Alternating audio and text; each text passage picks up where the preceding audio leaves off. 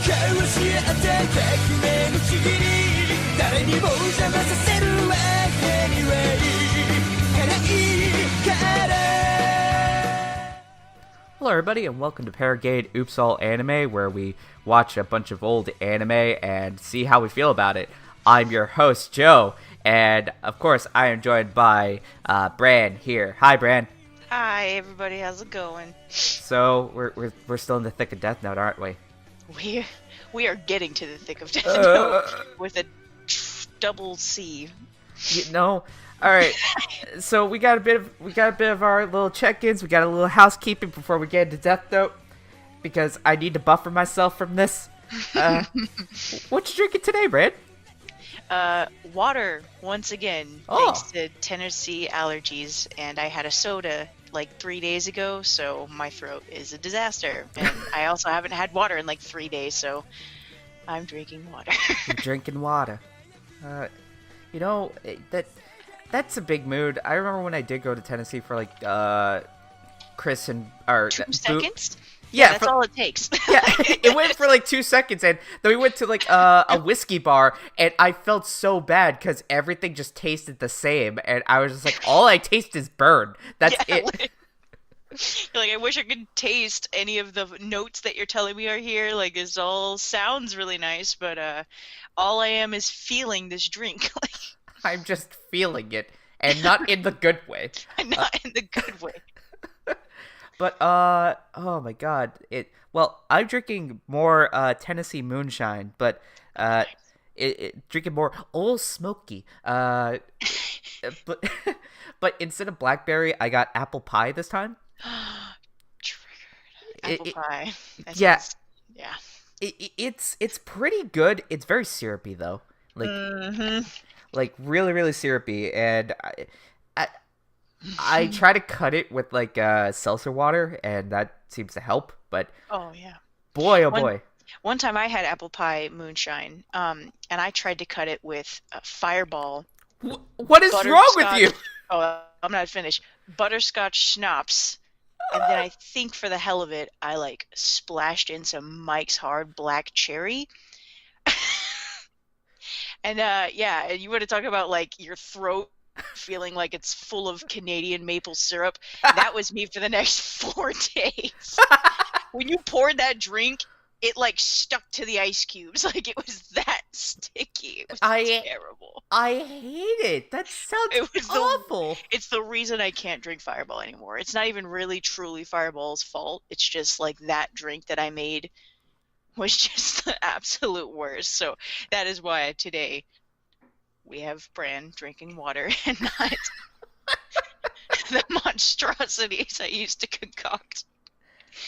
I'd like to try it again someday, with seltzer water instead of 12 other kinds of actual liquor. Well, the recurring theme of me is that I have a lot of expensive hobbies. That's fair. Yeah. Like, I feel like Gundam wouldn't be as expensive if you didn't just, like, buy 1,000,000 of them. If I did buy 1,000,000 of them and then get, like, 1,000,000 different paints and then, like, 1,000,000 different, like, things and shit, to be like, oh, yes, it's like, I gotta make the boy perfect. Perfection. Perfection boy. Perfect boy. Perfect baby boy. But, like, as you can see, my other hobby is drinking, which I guess that's what we're gonna call it now instead of alcoholism. But... like that's what I did for a while. Yep, it's it'll get you. But I actually started reading books on like mixing drinks and figuring out like what makes like sort of mixology like kind of tick. Yeah. And I like to think that I'm getting decent enough at it. Compared to when I had like made a mixed drink back when we were living at Legends, and I wound up naked on my bathroom floor because I made it far too strong and I did not understand the thing that is known as alcohol content. So now we all used to treat mixed drinks like the soda is for a splash of flavor, but I'm still drinking straight rubbing alcohol. We didn't look at it as like, I'm going to spike this Dr. Pepper. We looked at it as like, it would be great if this was Dr. Pepper flavored vodka. my It's a God. miracle either of us are alive. It really, truly is. But now I've gotten better, and I was like, oh, if I'm gonna be an alcoholic, I want to be a classy alcoholic. Yeah, there you go. You're maturing, and it's probably safer, but at least you can talk about it with your pinky out and be like, oh yeah, but I'm not a cheap drunk. Look at me and my fancy mixology knowledge. And people are like, wow, he's come so far. And you're like, I'm still drinking the same amount, you dumbass. But don't tell him that. I'm drinking the same amount, probably more. Yeah. And it tastes good. This is not a good development, folks. I suffer zero and benefit all the time. Oh boy. Oh, fuck. But yeah. That was a fun little sidetrack there. Sorry about that. No, you're fine. That's what this podcast is. And then That is fair. next thing, outside of Death Note, have you been watching or adjusting anything else lately? No, not really. I most of my days off I've just been I guess that's kind of something. I haven't really been watching anything, but I've been trying to watch a lot of tutorials on drawing. So I've actually finally started to get over my fear of painting, and I've been watching a lot of paint tutorials on kind of skin tones and how to make you should want don't want a flat looking color on skin. So So yeah, that's been really fun. It's actually turned out, it's not the best in the world. It's not something I'd post everywhere, but Right. it's just really cool to see your progress, and you're knowing that you're kind of getting the basic concept of it, and that's really all I need to just kind of push myself forward on it. So that's been fun to branch out instead of just drawing little stick figures in comics. I've just been really drawn to that lately. So I'm glad, because my brain will sometimes just kind of get stuck in comic mode and not want to do anything except comics. So when I have this kind of urge, I just kind of try to take advantage of it as much as I can before it abandons me for another 3 years. So That's a big mood. yeah. So what about you? So I, outside of doing the normal painting and modeling and stuff, which I've kind of slowed down a little bit on, because I still have this large backlog of Gundam models, but I'm man, it would be really cool if I could do some more miniature painting. So I started experimenting a little bit more with that. Oh, nice. And the thing about miniature painting that is just kind of frustrating is that, unlike Gundams where you could take apart every piece and then just paint them three-dimensionally like that, you gotta work a lot within tiny crevices, because you can't just pop the arm off and then just be oh, I'm gonna paint it this way. Right. It's frustrating, but it's really rewarding when you just kind of start to get the feel of it. You're okay, I can figure out how to make this work, and if I can't make it work, I can cover up my mistakes. Yeah, that is a great thing about painting. I was actually having a similar thought, because I was also trying to kind of get a face down and just kind of sketch one. Yeah. And it's so frustrating, because if you make one wrong line, your brain is error, and you want to erase all of it. But with painting, you're just that Control color Z, doesn't look Control right. Z. Yeah. And with painting, you're oops, I don't like that color. And you just paint over it with more colors. And it's just there you go. There you go. But the other thing I did before we recorded this was I watched Detective Pikachu. Yeah, how was that? I heard it's really good. It is I think the part of the reason why it's so good is that our expectations was so fucking low. It was listen, the first trailer we saw, we were this is a garbage fire, but this looks like a fun garbage fire. Yeah, that's about the vibe I got from it. But no, it's actually a really competent film. The comedic notes are really, really good. In particular, Justice Smith and Ryan Reynolds just bounce off each other really, really well.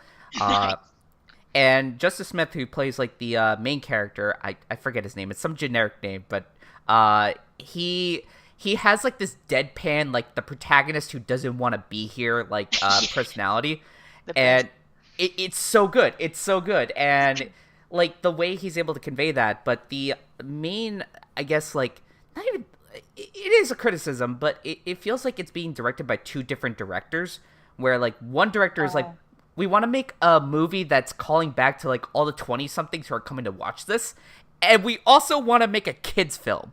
So Yeah. So it's kind of battling against that, and it does a lot of weird things that I wasn't expecting Nintendo to let like a third party get away with. And it goes into some really weird, kind of dark places with Pokemon. Uh, Yeah, from the designs alone, I was like, those look like realistic Pokemon, but oh in yeah, general, like realistic Pokemon is kind of a terrifying concept if you think about it too long and too hard. So yeah, I can see that kind of being easy to slip into with that, just like just the design of the Pokemon in oh general is yeah. like, ugh. Like, But I will say like most of the furry Pokemon were just adorable. They're so cute to look at. he looks so fluffy when he's doing the little exercise. Oh my god, He looks so cute. I was like, yes, fat Pikachu. fat Pikachu. And they also have Snubble, the freaking like pink Shih Tzu Pokemon. I love Snubble. Snubble is my favorite. Snubble. I'm gonna look him up. Yeah. Snubble. Oh yeah. Yeah. It is the best Pokemon, and you just see them in like the movie, and like Snubble, and I'm just like, oh, my I just baby. looked up a picture of him. He's terrifying. He is the cutest thing. He is the cutest thing. That Oh, dog is like pooping in my yard and staring me right in the eyes, like, "What are you gonna fucking do?" And I'm like, he looks like an evil Muppet. Like he just looks like a Muppet. He's got the little dress and everything. You can just whoop. All right, well, that's Snubble. but yeah, it's a really good film. Like I said, there are definitely some problems with it. It's not a perfect film, but especially in like the current sort of cinema landscape where it's just dominated by superhero film, superhero film, superhero film. Yeah. It's like it's really nice to see like this kind of really weird film just come out of like left field and Yeah, just and didn't it like beat Avengers on its opening day? I think so. Yeah, it actually beat Bruh. like Can you? it beat Avengers on its opening day as far as like its opening day sales. It did not beat Avengers like, the lifetime sales of Avengers, because that's just gonna keep going until forever. Right, yeah. But as far as like opening day, like a lot more people went to go see Detective Pikachu, because it turns out a lot of people were like, what the fuck is going on with Detective Pikachu? I just think that's so funny that like this little ragtag weird super out of like left field concept for a movie involving Pikachu and being a detective and Ryan Reynolds Yeah. and like you have Endgame, which is like over a decade of like cinematic planning, Oh my god. and Detective Pikachu just like like pops in and just it's like what? Oh, it's so funny. Oh, and then last thing I wanted to talk about, because you brought up a good point about the whole like some of the Pokemon just looking weird. The thing about the cinematography, a lot of it is so fucking good, like fantastic. And then the other thing that they do is that it kind of feels like in post they realize how some of the Pokemon designs looked fucking terrifying. So they just didn't focus that much on it. It would be like a jump cut away from like what was it, Greninja, because Greninja looks like the alien from Alien, and they're just like, if we focus on this for too long, we might scar some children. I can just like see like a super realistic frog tongue like flopping around. Oh no, it happens. It happens in the film. What? It's the most terrifying thing. They basically rip off the scene from Alien, and it is so fucking scary. And you're just like, oh god. I'm so curious. I'm sorry. I keep like searching for all these like to see if I can find the Pokemon in. Oh, jeez. Yeah. No. No. No. Oh, he just jumping. Yeah. He just Oh jumped. no. It's so scary. It's so Ugh. fucking scary. Yeah. Oh my god.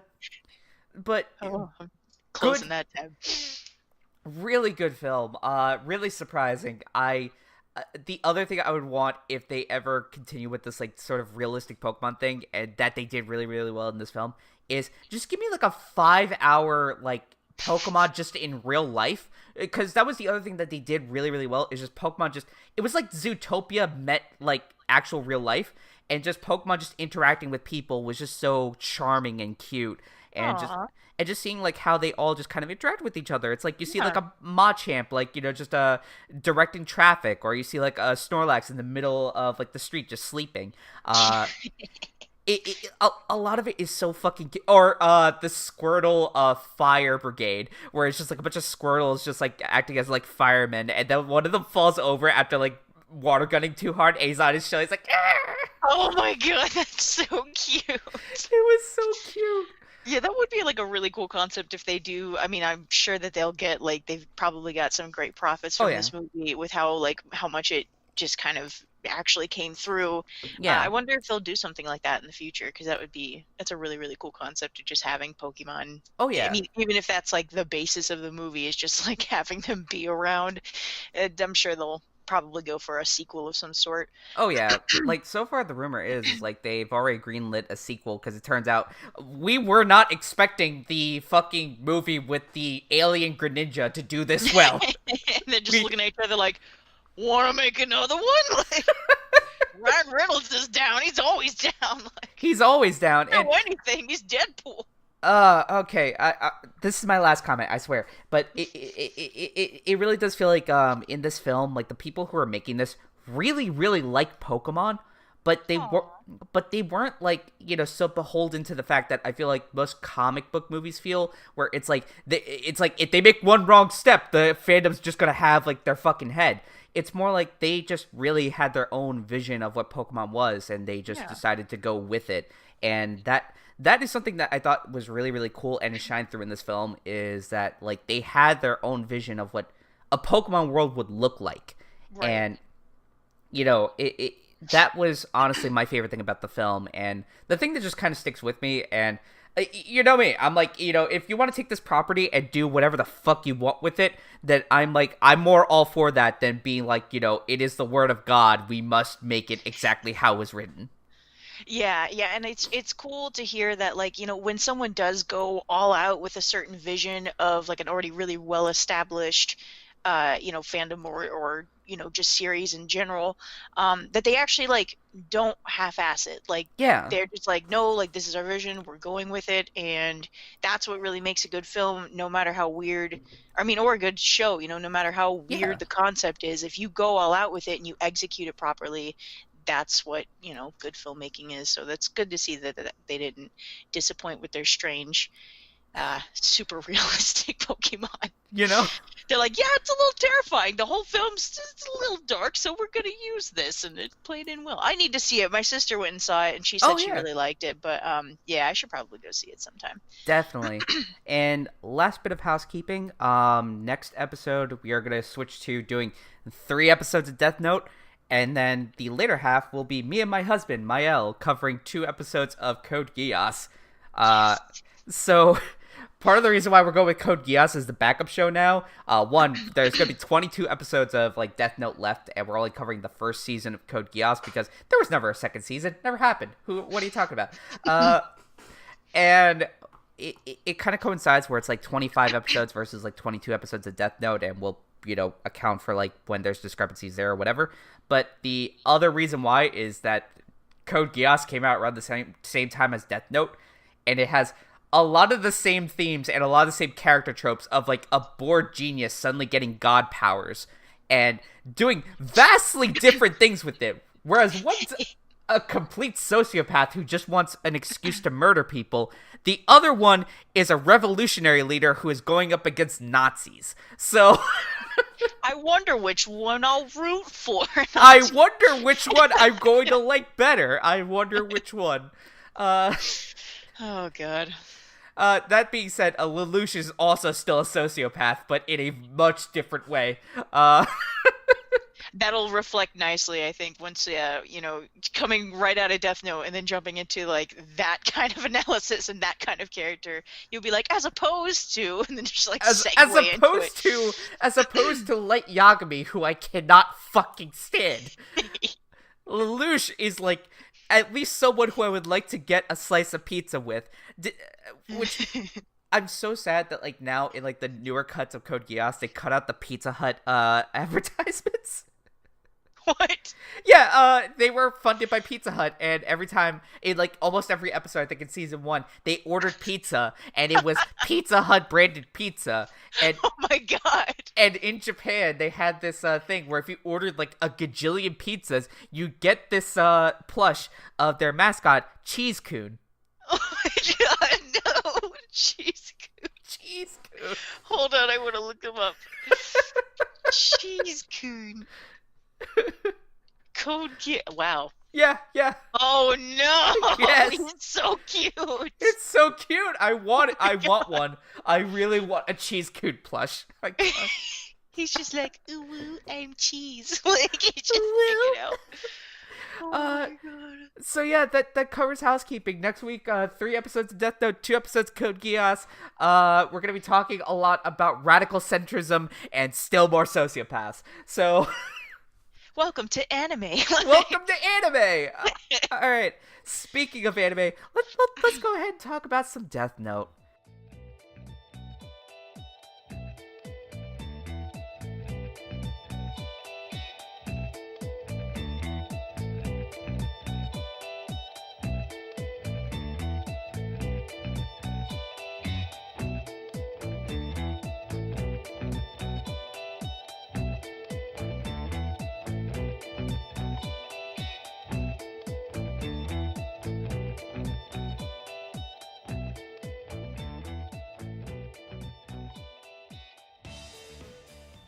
Let's do it. Episode 11. Here we go. Yeah, episode 11, Assault.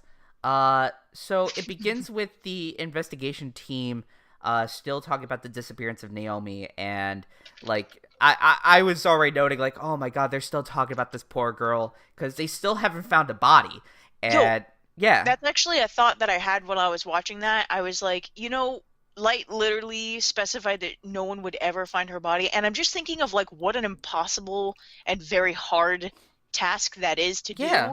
especially in Japan. So like my first thought when they're talking about like how she's disappeared was like she could still be alive out there, just like traveling to a really remote location Yeah. to die. It made me really sad. I was like, oh, that's a mean thought. Don't think those things. Don't think those things.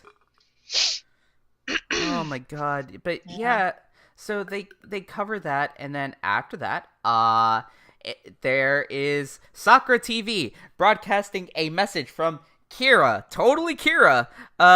And the background music I noted was just really strange. I forget why. I think it was just like it was like a happy poppy tune like going on while like they're covering the fact that they're held hostage by a serial murderer. It's probably Misa's theme. It's very like slice of life anime-ish. It's like dun, dun, it's like dun, dun, dun, dun, in the background. Like it's very lighthearted. I'm not gonna lie, I just because I came off of playing Deadly Premonition, I'm imagining like the fucking whistle theme.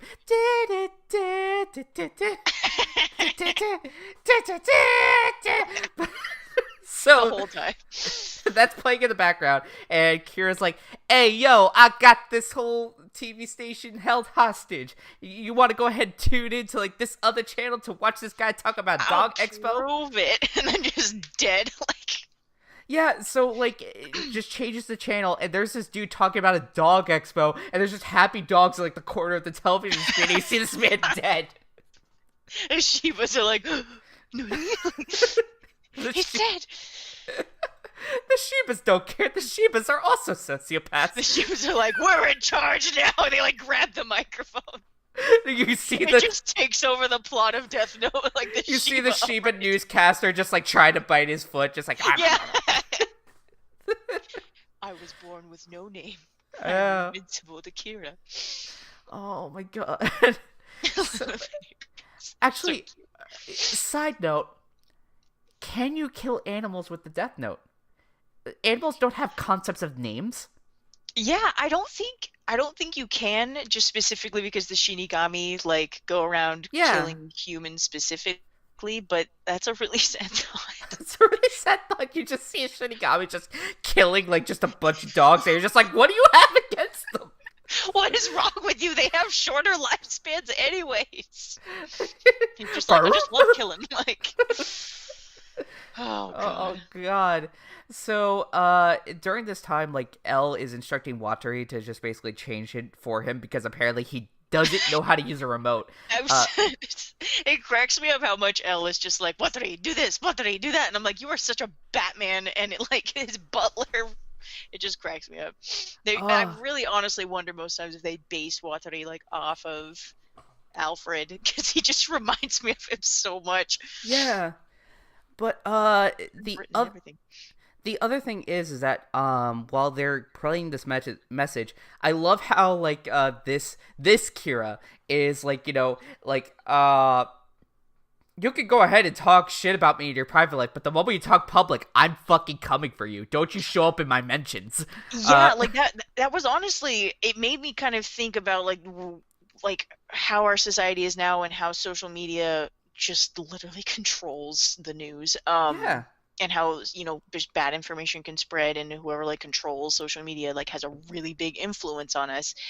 It was cool to like see that kind of come to life in an anime that was a lot, you know, younger. Like it's just a very, very old anime, and they're still talking about like, hi, you can say whatever you want, but if I hear you on the news, I'll kill you. And I'm like, oh my god, Misa. Oh, and this whole time. Oh wait, no, we don't know it's Misa yet. We don't even know. Oh yeah, that's right. I love how they lead you to believe it's Light launching a giant assault on the police force, and you're like, that was quick. That was quick. Then one of the task force is just like, no, I gotta go there. I gotta stop this. And fucking L is like, no. Okita, don't do this. And Okita's like, I'm going anyway, bitch. And he goes to the fucking station, and he's like, I'm gonna go in there. And just oh god. So much. Like, and another thing I liked about, no, I didn't like the fact that Ukita dies, but like when Aizawa is like pissed because he sees his friend dying in front of a news station, he's like, I'm going down there, and Elle's like, please be rational, like, or please be rational, think about what you're doing, don't make a decision. If you go running down there, you're literally just throwing your life away. And Aizawa, of course, he's really worked out, really emotional. He's like, what do you want me to do, just sit here and watch TV? And it's like he pauses because Elle is like shaking in his seat. Like, I love that we see Elle being so human. Like, I think it's really important that we see this almost like unstoppable genius showing signs of humanity. Like, he gets scared, he gets sad, he gets upset that he loses somebody. It's really cool. I like that they put those touches in there. He gets, well, later on we'll talk about the next very human thing that he does. But because this is part of the thing that's kind of like still pulling me through Death Note is like we very much contrast like Light's sheer callousness for human life. Like he does not care about any other humans. Like he says that he wants to make a better world. He wants to control everything. Like, he wants to control everything, and he wants an excuse to just murder people. Like that's all he's looking for is a fucking excuse. Whereas L truly cares about other people. He's doing this because he wants to make it a safer world for people. Yeah, exactly. And he's already, he's taking steps to like make sure that he does it in a way that doesn't, his idea of justice is a lot more moral. Like, it's just a lot better in general. I do really like that we get to see, as someone that seems kind of like this very like Sherlock character, he's very removed and very kind of odd and not socially adept to handle like a lot of conversations, but I love how seriously he takes losing a human life. Like, definitely. It's a really cool personality, and they like, it's important that they take the time to show that, because when you're going up against someone like Light, who is Light does mention, well, we'll get to that later. I gotta keep writing notes. These are all like the different episodes, but yeah. But anyway, so after that, suddenly a fucking truck comes speeding into the TV station, and you're just like, wait, what the fuck is going on? What is that like?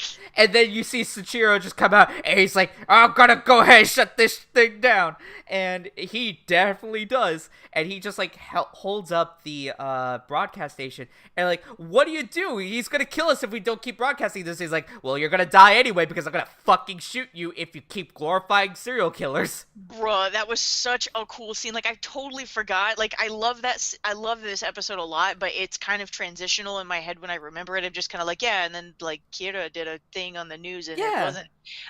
But like the fact that Light Yagumi's dad is such a cool freaking character. He's literally, let's just like put this in context really quick. He left the hospital Yeah. after recovering from a heart attack. The literal way, the most common way that Kira kills, and the same way that Ukita died right in front of his face. And he's like, well, gets in a van, like he just like hijacks a van and runs into the station. Like the amount of courage and just sheer ballsiness of Soichiro Yagami is just so great. I love how he just gets up, takes charge, and is like, no, not today. He only gets more intense. Like from here on out, I keep thinking about stuff that he does moving forward, and because I was surprised, like rewatching, I'm like, I forgot he runs a bus to the station, and then I'm in my mind, I'm looking through all the other stuff that he does in the show, and I'm like, yeah, he's been hard as hell since like day one. He's just like, he goes hard. He goes so hard. Oh my god, I love Soichiro. I love Dad. Dad is so good. I love Dad. Great character. 10 out of 10. Be my dad, please. I also love your notes here. It's like, you're acting like a madman. You should see my fucking son. Yeah, I just love it because he's like, look, I'm a freaking police officer. They're like, we're scared of Kira. He's like, you need to be scared of me. I'm the one pointing the gun at your head. Like, so, like okay. So after that, Elle's like, oh man, it's our favorite dad doing this. Of course it's our dad. He calls up Dad. He's like, hey Dad, 1, great job. 2, we need to get you out of there, but don't you worry, we're gonna get you home safe. And this is the one time, this is my anarchist ass being, this is big, is like, this is the one time my anarchist ass is like, oh man, the police finally got it right. Yeah! Because they make like this fucking giant masked barricade so that like Dad can just walk out and not worry about getting like, you know, fucking killed by Kira. And like you see like the one other detective who was like, I'm not doing this shit, and he even recognizes like, no, you're doing the needful, you should go ahead, like, of course I'm gonna be here, I was wrong. And he's like, get in this car, we'll go ahead and drive you to the station. He's like, nah, I'll drive myself. I was like, what a line. Like, after everything he's been... And I love how when he's approaching, like, the exit, he's, like, scared. And, I mean, like, that's not a good thing to be when you've just had a heart attack from stress. Like, and then he's like, yeah, I'm real tired and super exhausted, but I'll drive myself. And I'm like, he's so great. He's just a good person. Very intense good person. A very intense good person. And I noted in here, like, you see his hair visibly graying. Yes. Like you see the fact, like, this is just taking such a giant toll on him. And it's so sad. It makes me so sad. It makes me sad, too. You watch Sonichio slowly wither, and I'm like, you know, that's what having a serial killer for a son will do, I guess. Oh my god. But yeah, then after that they find out like, no, this doesn't fit like Kira's MO. It's like, this is too messy. There's gotta be 2 Kiras. Mm-hmm. And they're like, oh, Ryuzaki, are you serious? And he's like, yeah, it's not the same one. And they're like, what's the percentage that you think? Like, I love how all the task force now survey says? They're like, yeah, like, what's the percentage? And he's like, it's about 70%. They're like, oh, come on! They're like so mad. They're so like, mad. Another one? How? He's like, I don't know, but we're gonna find out. Come with me.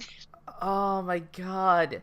So, and then, right after that, like, you see that it wasn't Light doing this. Of course Light wasn't doing this. And he's like, wow, that's really cool. If I just let this lie, Elle could just die. Like, that's just it. Like, I don't have to do anything. I could just go ahead and just, like, stay quiet for the rest of forever. And that could do it. Except this bitch is giving me a bad name. Yep. I had the same note. I love how he's like, oh, this is nice. I could just let that play out. But my fucking aesthetic, like, my aesthetic is in danger. And he's like, I'll never forgive this person. And I'm like, oh my god. I hate it. Where's my Light Yagami button? pure insulted and unbridled rage. It's just like I hate him. I hate him so much. He's such a fucking moron. If he just let this happen. well, to be fair, he doesn't exactly go seeking them out, but this is like what officially drives L to add him to the task force. Oh, which yeah. was in his intention as well. So that's an important plot point. This is what Yes. officially puts light on the investigation. So right before this episode ends, we then center on the second Kira, Misa. She's here. She's here, everybody. That is not a Jar Jar Binks quote. It is. It's just her name. Misa. She's here, and by God, in this first episode, I just fucking was like, are you kidding me? Are you kidding me right now? Is this... I hate her already. I hate her. Which then, she then has the giant lesbian Shinigami come in, which also, the lesbian Shinigami's, like, voice actress, like, I can't decide whether I love it or I'm just like, you are trying so hard. Yeah. Yeah, I'll admit, like, as time goes on, I don't know, like, I've only ever watched it in the English dub, and I'm just so taken with everyone else that, like, Rim kind of falls not under my radar. I still love her character. I think she's amazing. She's literally like the biggest plot point basically of she ends up basically turning everything around. But like, yeah, she's very like, Light Yagami, if you do this, I will kill you. And I'm like, oh, really? Return the slab. Return the slab. We're facing a curse. Oh my God, the fucking Courage the Cowardly Dog just fucking voice actor just stepped in and was like, let me do Rem. And we're just like, okay. Yo, did you know that's how Ryuk got his job, though? I think he's voiced by Vegeta. Yeah. Wait, he's voiced by Vegeta. Yeah. We're having our recurring segment right now. Yeah, it's time to do our little IMDb sidetrack. But yeah, he was somewhere, and they were like, they didn't even like ask him to do the character. He just saw like a picture of Ryuk, and he was like, I want that one. And they were like, what? And he was like, I'm gonna play this character, and they're like, do you want to audition? He's like, yeah. And then he did the Ryuk voice, and they were like, okay, yeah, you're hired, thank you. Let me see. Brian Drummond. Is Brian Drummond, like... Also, he was first by Willem Dafoe?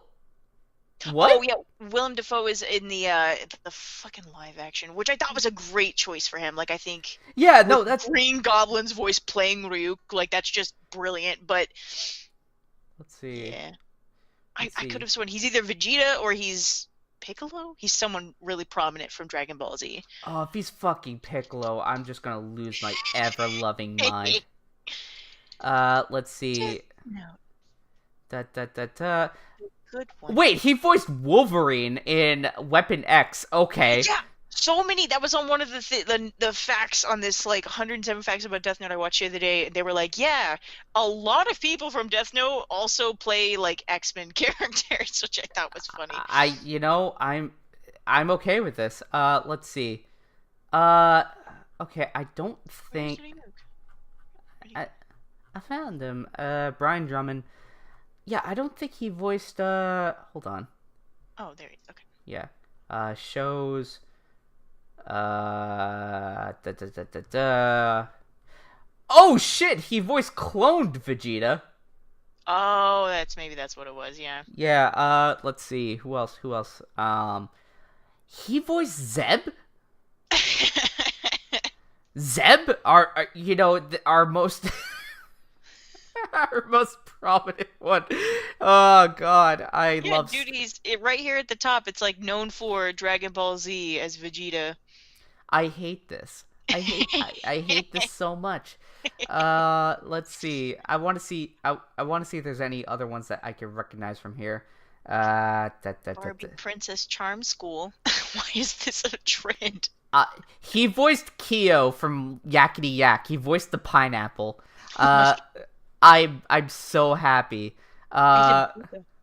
He is in Puka. Let's see. Cardcaptor Sakura. Of course he voiced somebody in Cardcaptor Sakura. Yeah, he voices Vegeta. What the fuck? No! Oh no! Yup. Every time he doesn't get an apple, he's like, ah! Just screaming. Oh no, I'm so happy. Oh my god. Okay. And he voiced a lot of ponies. He voiced a lot of fucking ponies. Ryuk the Brony. Oh, I hate it. No. No. Don't you ruin my baby boy like this. Okay. Anyway. Episode 12, Love. So Light gets a call from the task force, and he basically performs like the Dio line of "Oh, you're approaching me." I saw your note. I was like, "Damn, he right though." Oh my god! I just love how he actually said like they're approaching me, like you're coming at me in such a stride. I can't kick your ass otherwise. Says Hell. Yeah, literally Hell. Oh my god, Dio is fucking Blondie, and then fucking Jotaro's black-haired, of course, it makes sense. Somebody needs to make the art of, like, Dio walking up to his Jotaro, but instead replace, like, Light Yagami and then L on the other side. I can't kick your ass from all the way over there. And he's like, you're right. I love it. So he goes ahead and meets with the task force, and they're like, oh, by the way, you're now going to be working under Alias, and it's going to be Asahi, and my weeb ass was like, Asahi, super dry. Oh my god. Because it's a beer. It's a fucking beer. I think I was thinking of, Haikyuu. Yeah? I was, isn't one of their names? Probably. He's like the big guy with the bun. He's the big soft boy. Oh, the big soft boy. Oh my. Yeah. Spoilers. That's probably gonna be art. Me and Bran's next rewatch for like, because we need to watch Haikyuu together. I'm gonna cry. I'm gonna cry so much. Because you see, here's the reason why I think it will be fantastic. Is like, one, I will enjoy it all the way through, and not get horribly frustrated. That's true. Now that you know what happens, like trying to.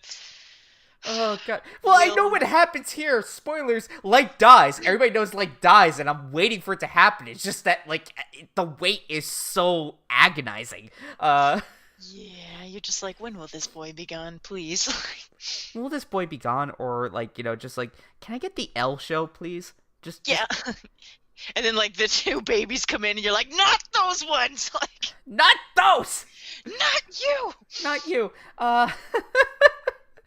And then we go through the whole, like, test that L is doing for Light, where he's like, watch these videos that Kira put out. And we go through the whole, I'm thinking what he's thinking, he's thinking what I'm thinking, I'm thinking what he's thinking, I'm thinking what I'm thinking. And I was just like, I can't.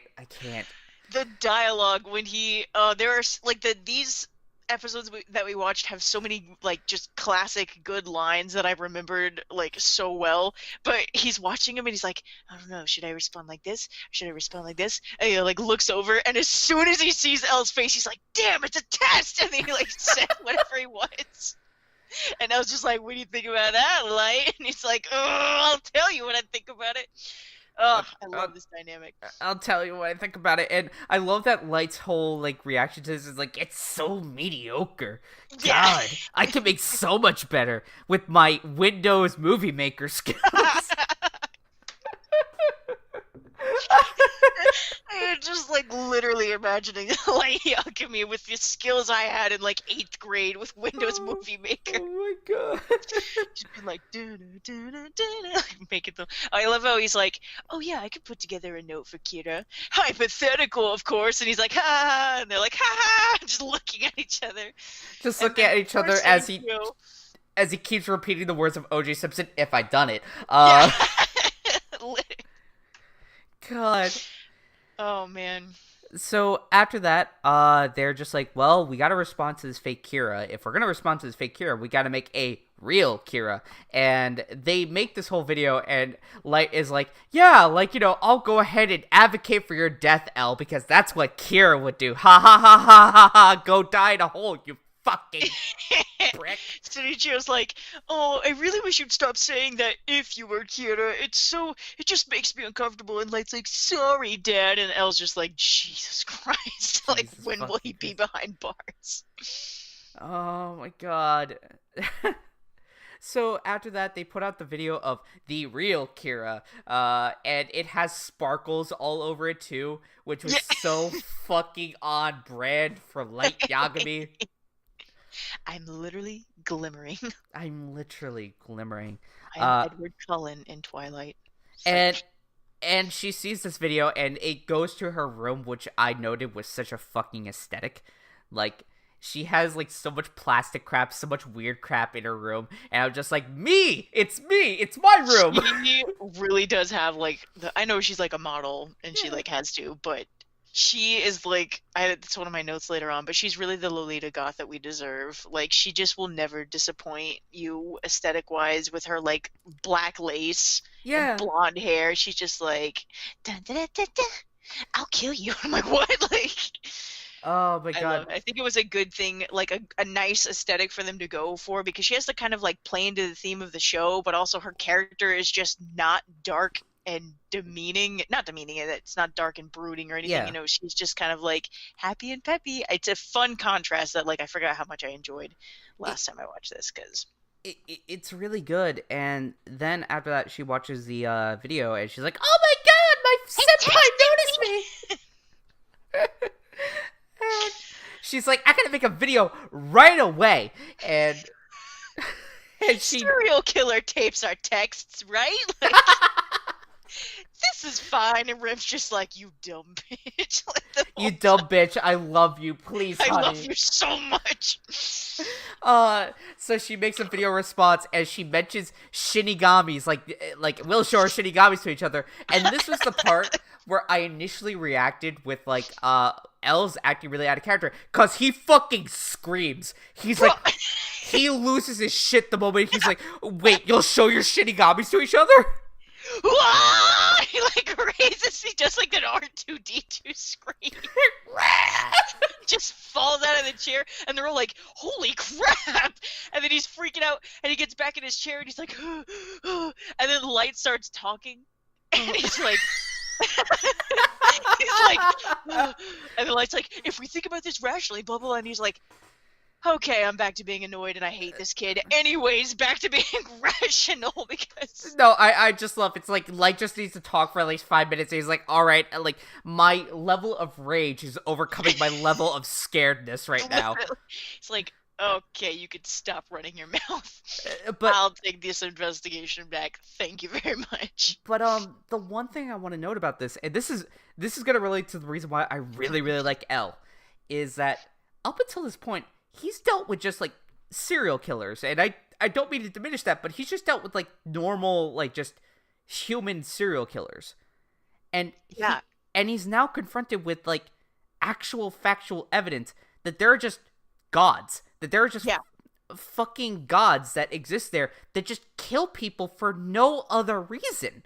Other than, like, we want to keep living. This is how, like, it's a really good point to bring up, because up until then he's had Light profiled perfectly. Yeah. Like, he knows who he's after. So the fact that, like, he's faced with the fact that it might be, like, literally out of his control supernatural power is, I mean, it's, you know, and it does kind of feel out of character because it's really sudden. Yeah. And it's, like, really dramatic and kind of hilarious. Yeah. But yeah, it's a really important part for L, like, once he starts, like, understanding that he's up against more than just a killer, because he's done it before a million times, but now it's like, oh, like, and the thing that, like, kind of not, because, like, it's you should, I guess, as a detective, you really aren't inclined to assume that it's supernatural, but if you can, like, induce a heart attack from, like, God knows where, you think, like, in this whole time he's just been leaning up to thinking, like, there's just got to be something, like, proximity wise that I'm missing, there's a logical scientific explanation for all of this, and then just like, wait a minute, I'm gonna fall out of my chair real quick. And again, this kind of relates to, like, how L values human life, and to be confronted with that, there are just things out there that just don't care, that just literally don't care about human life, that just like are just so obsessed with like death and just killing, that I can understand for L. For him, he's like, no, what do you mean? My brain is quit for a second. Time to restart. Yeah. And the entire time, like, Light's like, she's a fucking liability. Yes! I love when like the video says Shinigami and he's like, and he reacts. Like, he actually reacts out loud and then he looks at like either of the people on his side. Yeah. Can you imagine if L had seen that? Like, oh, yeah. Oh, he would have torn him to pieces. Like, it just, Instead, L was far more concerned with the fact that he actually cares about other human beings. And that's the reason why he just couldn't pay attention. He's like, oh no, how can I protect people against this? There's no way I can. Oh man, that's it. That's the show. That's the show. I want to protect people. I want to control people. What? What? Oh my god. Yeah. So... and then I love how, like, Light's like, of course Shinigami don't exist. And you see Ryuk just standing in the corner, just like, I imagine this is the first time they has a pensive face on, just like, you're right, maybe we don't exist. You guys are so logical about this. Oh my god. It's good. I liked the way that they set that up, and that, Ryuk's not always with Light, you know what I mean? Yeah. He's not always visible, or maybe they just, like, don't always paint him in or something, I don't know. But I love the placement of him just looming behind Light as it's just looking. It's almost like looking them. He's such a great representation of like the fact that we know Light is Kira from the very beginning. Oh yeah, and no one else does, and he's just there, and he's like funny and comic relief, but he's so sinister looking that like that truth is just always with us, the audience, and it does wonders for the show. Like Ryuk does such a better job of being a vehicle for the audience than like any this is the one thing I gotta give to the show is like the fact that like Ryuk is such a good vehicle for the audience. Like Ryuk is us. Ryuk is us in that we want to see this drama unfold. We want to see what stupid shit happens because we're not gonna give Light any hints. We're also not going to go ahead and help Light or like hinder Light either. Like we're just gonna go ahead and see what the fuck happens. And he really does work as such a good almost like narrator for the show, because I mean he's the one that starts it all. It's appropriate that we would get to kind of like experience this story as just someone that's like, damn, it'd be like that sometimes. It'd be like that sometimes. But after that, we then cut to Misa's room, and Misa's like, hey Rem, can you tell me how to kill a Shinigami again, huh? How do you do it? And Rem's like, love. And and I'm just sitting there like love. Just like I'm just like, okay, explain. Yeah, I was like, I felt that same like, wait, what? Again, because I was like, no way. And then I'm like, oh, and then the whole jealous like backstory comes into play, which I actually think is really cool. That like, oh yeah, like a Shinigami, like they have a set time that humans are supposed to die. They can't. I think it's cool that they are bound to those laws. Like they only get to write someone's name when they see that their time is coming up. Yeah. If they do it before then, to save another human being. That's true. Yeah. If they do it, to save another human being, which is kind of. Like I like how much the Death Note works on intention. Yeah. And just like it's almost like a connection to the mind. Like you have to have. This is why Light doesn't write Hideki Ryuga like in the notebook, because it's also the name of like a pop star. Yeah. So he could like at the last second I could accidentally think of the wrong face and then he would die and then everyone would know. Yeah. It's neat how the Death Note works like that to me. It's not neat because it's very sloppy, but it also like kind of preys on human minds and how dumb they can be sometimes. Oh, definitely. And after that, like, it reveals that, like, Misa has such a, like, because of the fact that Jealous went ahead and sacrificed his life to save Misa from like a stalker man, which also I'm like, you get it, Jealous. Hell yeah, you do that. Because it's just like this fucking stalker like dude who's like, E-girl, show me your feet. And she's like, no. And he's like, I'm gonna kill you. And he's like, no. Only she gets to show me her feet, and just writes his name in the death note to save her, and he dies and gives the rest of his life to her, which we don't know how much longer Jealous had on this planet, which means that she could now theoretically live for such an inhuman amount of time that I kind of think of that as a fate worse than death, because there is the possibility that she could be living for, like, forever. Yeah, like it's really cool that they mentioned that because she has the Shinigami eyes, like, because I mean, if that were the case, it's literally having your lifespan. Yeah. Probably the latest you could die would be 50. So she's probably like 18 to 20-ish, around there somewhere, and then the series goes on for like another 7 years. Yeah. So it's like, okay, we're all kind of like hanging around wondering like when Misa's gonna kick the bucket. This is actually a huge wrench that a lot of people throw in the theory that Misa commits suicide at the end of the show, because it's kind of implied, like lightly implied. She could just be like being dramatic on a bridge, but probably not. But a lot of people do mention that like if she has Shinigami years and they were cut in half and she's still only like maybe 27 by the time the show ends, then like that would just, it doesn't add up. And you'd hope that the Shinigami has a lot of years, but yeah, you just never know. Well, that's the other thing too, is that like, because like the whole year lifespan, it also pertains to people who are gonna commit suicide, right? So it's very possible that no matter what she does, she just lives forever.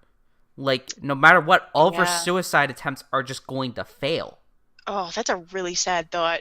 Yeah, like... That's a horrible end for Misa. Like, she didn't deserve that. She did not deserve that. Like, that is the one thing I will say, is that, like, as much as the writers want me to hate Misa, she really... And she is a killer. Yes. I agree. But oh, yeah.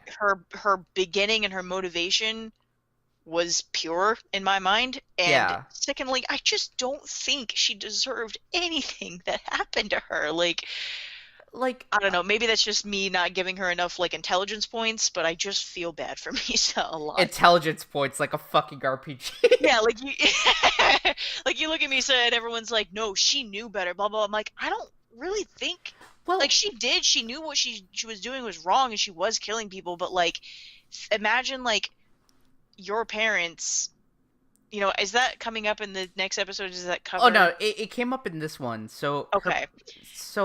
Her parents were, well, actually, first, she gets confronted by, like, the stalker dude, who's like, E-girl, show me your feet. And then, like, after that, like, he just immediately dies, and she's like, what the fuck happened?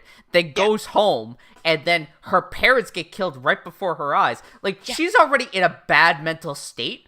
I could imagine, like, seeing your parents die and then finding out somebody was responsible for that. Also, somebody was responsible for saving you from the weird fucking Twitter creep who wanted to see your feet. So she was primed and ready to be manipulated by light. And that's the reason why I came around to Misa, is that she was in such a vulnerable and, like, she was in such a very hurt place. Yeah. That, like, honestly, she didn't need REM. She needed a therapist. Yeah, no, definitely. And the thing that, it just, like,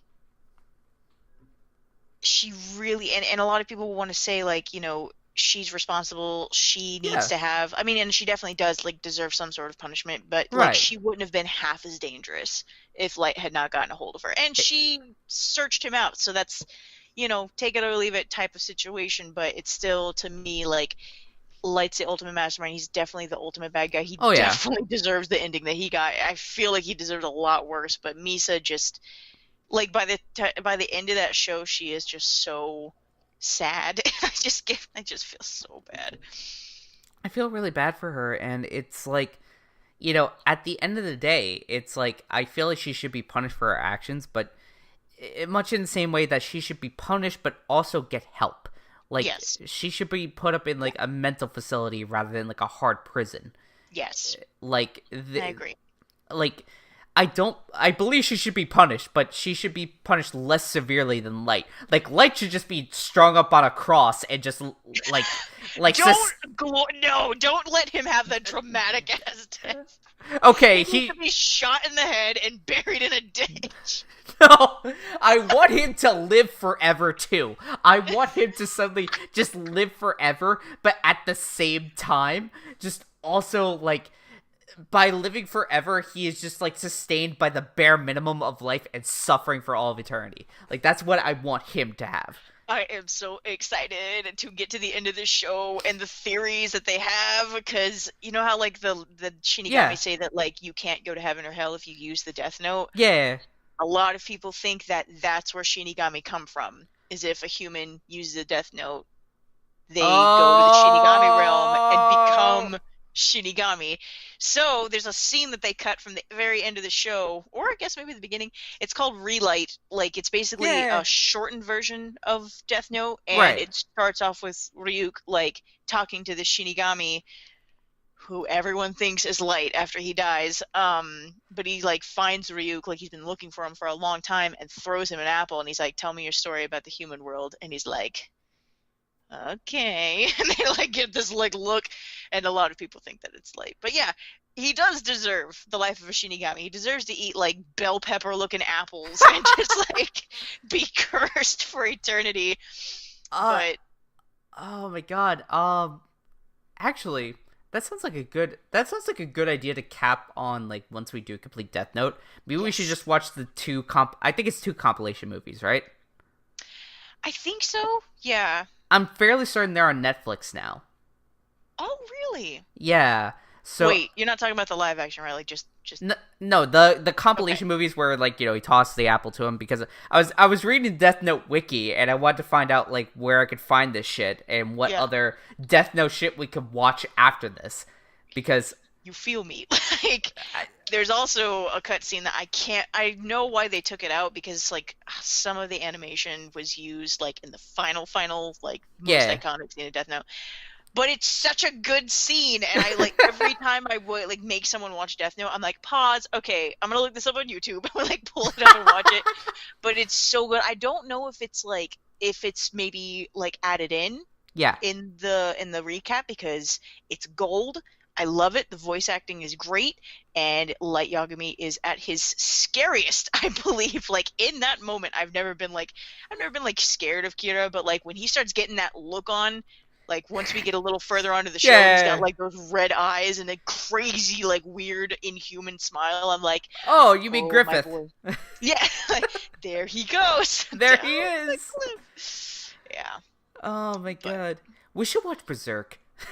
No, I watched Berserk drunk and got really upset. The only thing I liked from Berserk was when they blow on the leaves. That was so funny to me. Anyway, all right, let's rate it back in. Episode 13. AKA, wait, do I like Misa? AKA confession. So. Fuck. So Misa is just like, it's been a long time since, like, Light video texted me. I should go ahead and, like, text him back. Why won't they FaceTime me via a terrified newscast? Oh my god. So they decide, like, they are gonna try to go ahead and meet with the second Kira, because it turns out, like, they put out, like, what was it? A diary or whatever, where it's like, hey, like, I'm gonna be here and here and here these days. And they're like, it's obvious that the last day they're not gonna be there, because that's such a dead giveaway. Let's investigate these other fucking places. And Light's like, damn it. Like, he was, like, hoping that they would go for the one. Of course, and then they're like, no, we're gonna split up and investigate all of them. He's like, damn it. Well, I guess I'll go to this one. Like... And, like, of course L is, like, gonna be like, of course, like, all these places, these are places that are mentioned. These are all optional places that this second Kira is going to be at just to meet this first Kira. Like, it's like, I guess you could deduct that. Like, I guess you could say that. That's what I was gonna say. Like, so Matsuda is volunteered for this because he's young and hip and watches TV. I would just like to point out that I'm pretty sure Matsuda's like our age when it just starts. He's just like this plucky 26-year-old kid that just wants the best and gets dragged around by a bunch of psycho cops. I hate it. I want to do the best thing. I want to do the right thing. And everyone's like, shut up, Matsuda. And he's like, okay. Okay. He's the John Mulaney of this group. I love him. Okay. Here's your sandwich. Eat it like a little fat girl. Elle's like, go fetch it. He like throws some cake. Okay. Like, oh, poor Matsuda. And then like Light not drags him out, but like he takes him out to this place at the meeting, and these are my friends from school. I'm like, how much money did he pay these people to like pretend to know him? I just can't. I know Light's supposed to be likable and happy and stuff, but I'm like, you are so far up your own ass. Like, honestly, how do you have time to be charismatic and make this many friendships? And so he's like, oh, this is my cousin. Anybody want to date him? And they're like, ha ha ha. And Matsuda's like, these could be minors. Like, please stop. Please stop this. This is not Persona 5. Yeah. These are barely 18-year-olds. Please stop. Please stop. Fuck. It's like, no, you shouldn't date him. So they all start going around on, like, basically around Shibuya. They start going around Shibuya and just, they pass by this cafe. And, of course, Misa's there incognito because it turns out she's way smarter than we actually thought. Yeah, and I love how, like, Light thinks way too hard about it. He's like, note blue, that has to be the place. I'm going to go there, and I'm going to keep my eyes on it. And it totally distracts me. Like, I don't even know if she planned that, but it cracked me up that he, like, overthought it and totally missed Misa because she was just like, got him, and then got up and left. Yeah, it's like she sees, like, the fact that his name is the only one without, like, years, because that's, like, how the Death Note works now, apparently, because author powers. And she's like, gotta go ahead and leave now. Yeah, and then, like, when they're talking about it, and they are like, oh, yeah, so we didn't find anything cool, and then Misa's like, anyways, thanks for helping me find Kira, and Light's like, what? And he gets so pissed off. He gets so pissed off because then, also, in the cut of this, it did explain that Death Note will not affect toddlers. Like, people who literally have no concept of, like, good or evil or life of death, it's just like, no, it won't affect them, because why would it? We're not monsters. You're like, I mean, be thorough now. Like, so, and then it turns out, like, the moment she found out Light's name, she bought his information on the internet, which is the most forward-thinking thing that this anime has ever done. And I love how Misa got stalked, and we're like, poor Misa, and then she's like, anyways, time to find Light Yagami. Like, and she's like, I'm in. Like, oh, it just cracks me up. I love her. I love how, like, surprisingly sinister she can be. It's just such a blind side to this, like, cheery, freaking kawaii-ass character, and she's just like, I'm gonna stalk this kid, and I'm gonna find him. The world sure is a scary place. Like, we're sure it's a scary place. I'm gonna go ahead and buy his information. After that, I'm gonna go ahead and go to his home. Which she does. She does go to his fucking house. And it's just like, hi, is Light Yagami in? I wanted to give him a notebook. And Light's like, what the fuck is happening? You idiot! Like, he's so mad.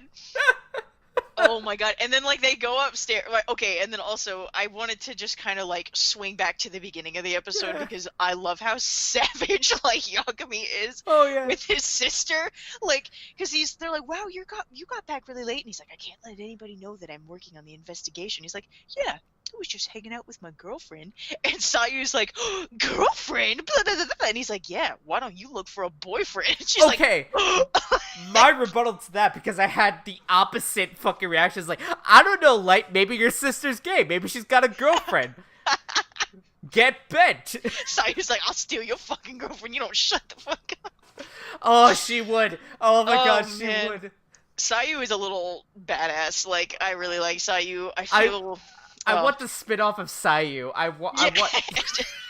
My brother, the serial killer. Anyways, more about my gay ass. Just, like, isn't affected by him, like, dying at all. Just goes on to live her best life. Oh my god. It just becomes Tuca and Birdie. It turns out...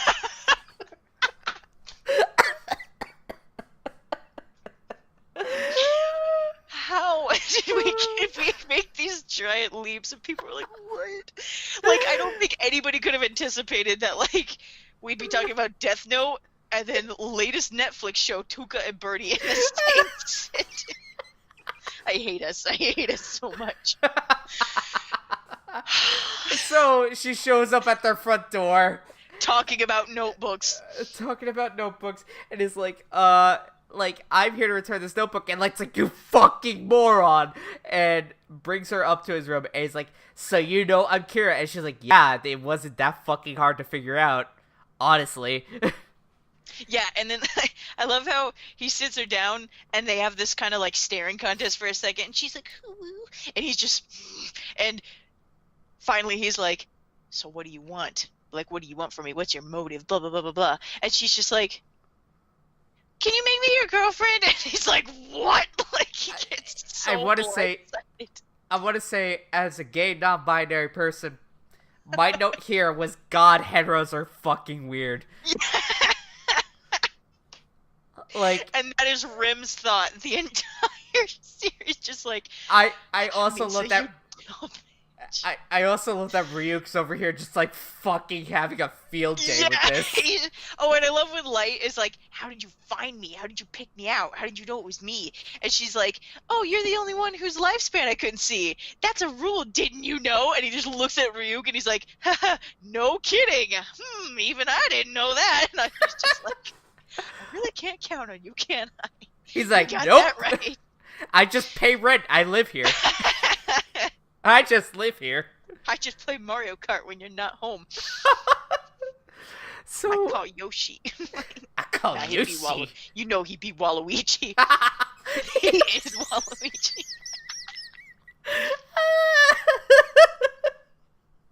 He comes home, and he's like locking his door, and out of nowhere he's just like, "Wow!" in the background. It's like, that's it. I hate you. Get out. Like, no more fucking Mario Kart. He just unhooks the fucking GameCube, just tosses it out the window. And he's like, why'd you do that? You spent $300 on that. He's like, I spent $400 on a pocket TV. You think I won't throw this out? The FBI agents tailing him are like, what the fuck? It's just like kicking his girlfriend out. No, God. The real Tuca and Birdie is Light and Ryuk. Let's be fucking real. I hate that you're gonna go ahead and compare one of them to Birdie. Birdie deserves better. Oh my god. Because Ryuk is obviously Tuca, but Birdie is way better. Way better than Light Yagami or Misa. Sorry, Misa, you're my daughter, but Birdie's such a fucking relatable asshole. Okay. Alright. Next plot point. Next plot point, he's like, alright, I'll show you yours if you show me mine. And he shows his death note, and then, like, Ryuk just pops up the moment, like, Misa touches it, he's like, hey, how's it going? And she's like, oh, hi, how's it going? And he's like, wow, you are freaked out. Different? And he's like, what do you mean different? Like, oh, God. Oh, man. So after that, it turns out that Misa was really careful about this. She actually went ahead and got one of her occult friends to just go ahead and just, like, mail in the tapes and stuff. She's like, I didn't put my fucking fingers on that. What do you think? I'm stupid? Yeah, and then literally 2 episodes later. Oh my god. Sorry, let's continue though. my favorite plot, or my favorite thing out of this entire episode, is when Light thinks about it real long and hard for, like, 2 minutes, and then he's Yeah. like, who am I to deny a personal servant? And so he gets down and hugs Misa. In like a triple cut, she's like, I'm just like, well, what is this cinematography going on right now? Oh my god, I lost it. I forgot that happened, and I just freaking lost it. I was like, why is Death Note like this? If it's not an action anime, you gotta make some action. And I'm like, out of nothing? They're like, out of absolutely nothing. Did you miss the potato chip scene, Bran? This hug is getting 3 different angles. It's getting 3 different angles, and it's gonna have her gasping at every single one. Yeah, the audio, like, even the like it looks like she got shot. Oh my Oh, god. man. She got shot 3 separate times. Yeah. Shot to the heart. Shot to the blame, darling. You give love a bad name. Bop, bop. Oh my god. Oh my god, I'm looking so forward to editing this. This is just... Yeah. Oh god. Okay. Alright. Center thyself. Episode 14. Friend. Time for me to have an actual heart attack. Because I love Elle so much. So we come back to the triple cut because apparently this anime can't let that die. And after that, Light's just like, I'm gonna manipulate the shit out of this girl. And Rem's like, if you mess with my fucking daughter, I swear to fucking God, I will murder you, Light Yagami. And Light's just over here like, Okay, did you see I saw my it. note? Did you see I the see YouTube it. video? I did.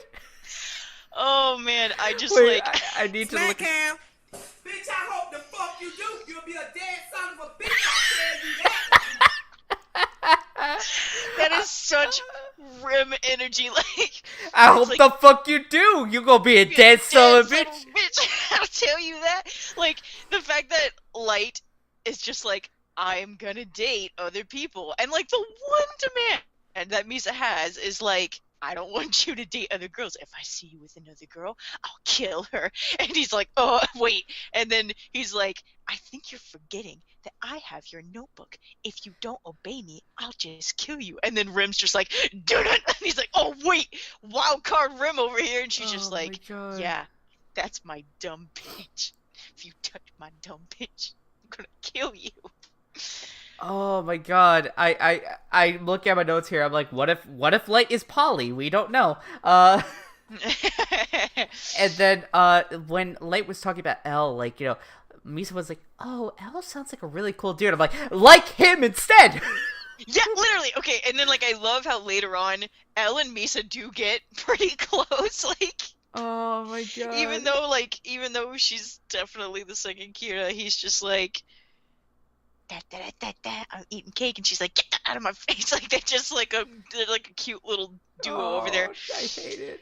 Oh, it's so good. Oh my god. And all this time, like, Light's like, why is she acting like this? And I just made this note, like, Light, you don't understand infatuation, do you? He doesn't understand any kind of human. Well, he can predict it, but I think anything genuine and just, like, truly positive, I think he just understands, like, bad motives, and he's Yeah. a really good detective because of that. But, like, Misa's just like, I'm in love with you, and he's like, she's like, don't you believe in love at first sight? He's like, no. Like, he just has this, the way he says that is so funny. He's like, no, like, dumbass.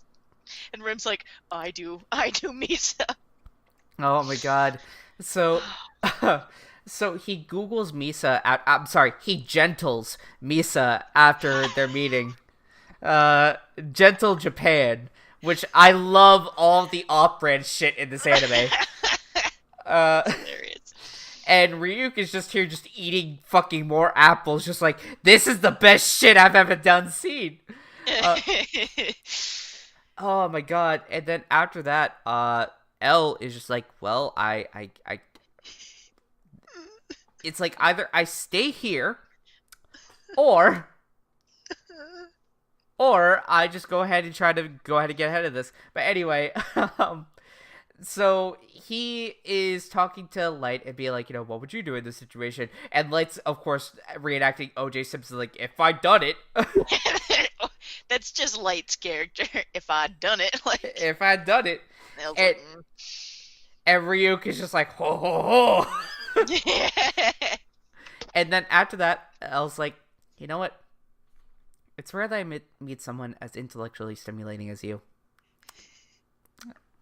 You're probably the only friend I've ever had.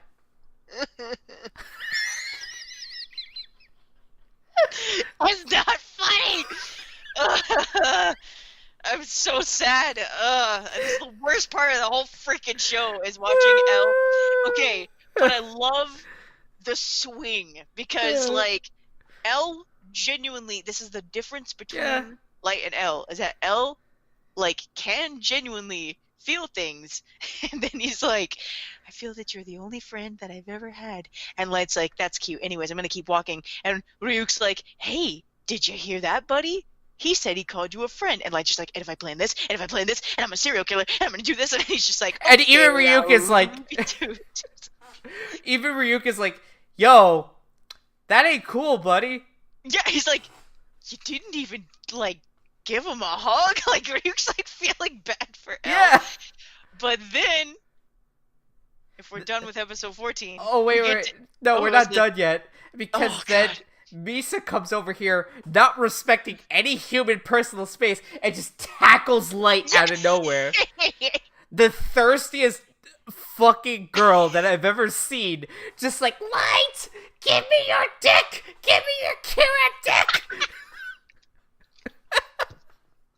And he's just like, this is the first time that I've been provoked to hit a woman. Like, in the delivery of that line, God. Like, I live and breathe. I've said it every episode for an enraged Light Yagami. Like, he just wants to control everything, and he can't. And, like, oh, I just love it. I love how much Misa takes control away from him. And he's forced to deal with this, like, psychotic little kawaii girlfriend that's just like, if you see any other women, I'll kill you. And he's like, just let me rule the world in peace. So, before this episode ends, they go back to his room, and, she's like, all he ever wanted was a psychotic serial killer boyfriend. And to Reb, as, You're like... my forever boy. As... Light is like, listen, I just need you to kill Elle. And then Reb's like, fine, for my fucking waifu, I will go ahead and walk with you to kill Elle. And Light's just over here like, that's all it took? Are you serious? He's like, really? You think I'm gonna give a crap about Misa after you're gone? That's just two birds with one stone. And Rem's like, look, even I can be a dumb bitch sometimes. People do stupid things when they love people. And Light's like, good thing I don't love anybody. Like, yet. So then we move on to episode 15, Wager. So for Wager, we come back to like Light be like, wow, that's it? Really? You're just gonna walk with me and just kill Elle? And she's like, yeah, it's not like Shinigami need to really, like, tell you their names or anything like that. It's just like, I'll just go ahead and kill them, and I'll just go ahead and hang out with my girlfriend forever. And fucking Misa's like, thank you, Reb, for giving me my psychotic killer boyfriend. I love your note here. She's like, this whole fake boyfriend thing is sounding a whole lot like you're faking being my boyfriend. Yeah, because he lays out a bunch of ground rules. I love the little, like, little face. Like... oh, man. Oh, I love it so much. And, like, the cool thing about this episode is, like, we all think, like, oh, like, something will go wrong. Rem's not really gonna kill him. They're gonna, like, kill him later. And then Light's like, how about tomorrow? Tomorrow at 9 sound good? Rem's like, see you there. And then you're like, wait a minute. And so, like, and then somehow Elle's just like, Sirichio, Dad, can you come here for a second? He's like, yeah, what is it, Ryuzaki? And he's like, yeah, if I die in the next, like, couple of days. Your son is Kira. And he's like, oh, what? Why? And I'm like, how did he know? Yeah. How did he know this? Like, that's the one thing that kind of, I don't even care. I love it. I love that Elle's just somehow always ahead of time on everything that Light knows. But he's just like, Anyways, you send this Kira if I die. And it's just this foolproof little, like, card that he keeps pulling. Oh, yeah. Like, I gotta make some radical statement so that if I do die. And then he tells Light. And Light's like, you fucking bastard. Like, okay, he's so mad. So, the next day, Elle just appears at the university, and Light's like, what the fuck are you doing here? Yeah. Oh my god, and when he's like, I thought you said you missed me. You said you missed having me around. And Light's just like, I'll kill you right here with my bare hands, you cake-eating son of a bitch. And then I was like, want to get some cake with me in the cafeteria? Classmate. They're so gay. I love them so much. Like, the dynamic that this starts to set up is just the best freaking funniest part of the whole freaking show. Oh my god. And then after that, like, during this, because here's the one thing that honestly could change the entire fucking plot of this. If Elle never mentioned to Light, by the way, I told your dad if I die within the next few days, you're Kira. Light would just killed him. Yeah, he totally would have. Yeah. And not only that, but like, okay, so before I jump into like the perfection that is this scene with like all three of them on campus, because I like am in tears at the end of this scene every single time. But I love that we get set up with this Elle that's like kind of like longing and mournful, and he's like, you're probably the only friend I've ever had. And then Ryu's like, wow, Light, he's the only friend you're the only friend that he's ever had. And Light's like, anyways, I'm gonna kill him. And then like he sees him the next day, and the delivery of this line where he's just sitting on a bench and Light's already walking around with his other girlfriend, and I'm like, you so lucky Misa's not here. And he's sitting on a bench, and he's just like, and Light sees him, and he's like, hey, Light, how's it going? And his face just drops. Like, I love that he just sets this whole thing up like, yes, you are the only friend that I've ever had, and I'm gonna make sure that you have to suffer with me for as long as possible. So I'm here, and how's it going? And Light's like, oh my god, like, so it's so fun. Oh, it's so much fun. And then Misa shows up. Misa shows up because she doesn't know the meaning of personal space. My poor dumb daughter. And the transition of Light being like, Misa, you idiot, blah, blah, blah. And then all of a sudden he's like, wait, and it zooms in on his face and he's just staring at Misa like she can see his real name. Like, the transition between him being like, you idiot, oh, like he just a little light bulb above his head. And then after that, he looks at Elle's face, and Elle's just fucking snickering. Like, why the hell is he laughing? Why the hell? Why are you laughing? I'm gonna kill you. Why are you laughing? And then you think like, oh, Elle knows it's her. Oh my god, he knows. And then that's probably another reason that he's laughing. But what he answers with is, Misa, I'm a huge fan. And you're like, what? Like, just imagining Elle with like a ton of Playboy-esque magazines stacked up. Oh my Misa god! On the front, and he's like, "Can you please sign this?" And Light's like, "My life is a joke. My life is a fucking joke. joke. My life is a sick joke." Oh man. Oh my god! So that after that, he's just like, you know, a whole crowd gathers around, and they're like, "Oh, Misa," and then like she's like, "Somebody touched my ass!" And who did it? I won't stop until we find out who it was. Elle's just like, yeah, totally wasn't me. I never touched the ass. And spoilers, he didn't. He just took a phone.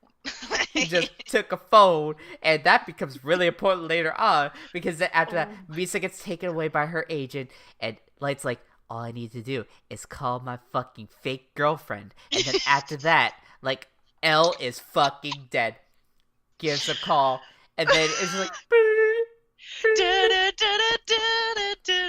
like it's the outro song, and you see Light slowly look around, and you see turns around, and it's and Light, and Elle's just like, Huh? And he's like looking at the phone like, a phone call for me? And he goes, yes, hello. And Light's like, what do you mean, hello? Like, oh, somebody dropped this phone. It must have fallen out in all the commotion. He's like, you bastard. You bastard. Well, Yeah, that's Misa's. Give it back. Like, he's like, okay. And then after that, he's like, it's okay. Misa has like 5 phones. I'm going to call her next phone. yeah, and then right after that, he's like, oh, I'm getting a call. Oh, it's actually for me this time. And then he's like, oh, thanks for confirming. Light, your girlfriend's the second Kira. And he's like, what? Like, He's like, he was so close. And I was just like, no, buddy. You don't catch my interest and then just get to kill me. No. no. We got a solid 10 more episodes of this bullshit, so just buckle up, Buttercup. So then after that, we cut to like a very symbolic thing where Light is just like, I give up. I fucking give up, and just falls off a building. I give up.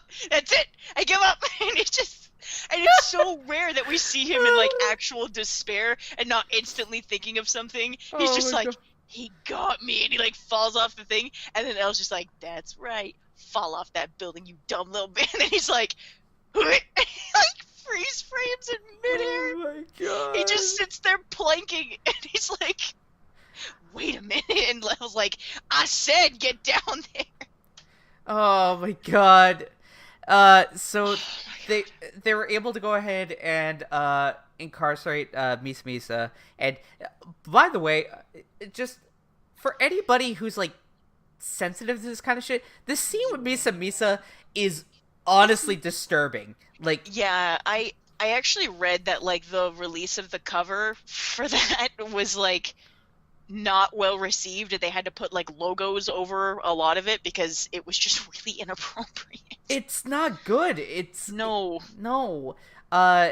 She's like bound and gagged. It's just like this is not even like BDSM porn. Like, no, this is just scary. It's just scary. I don't like it. And they're like, well, if she looks at us, she could fucking kill us. And I'm like, that makes sense, and I get why. It's still not a good thing to look at.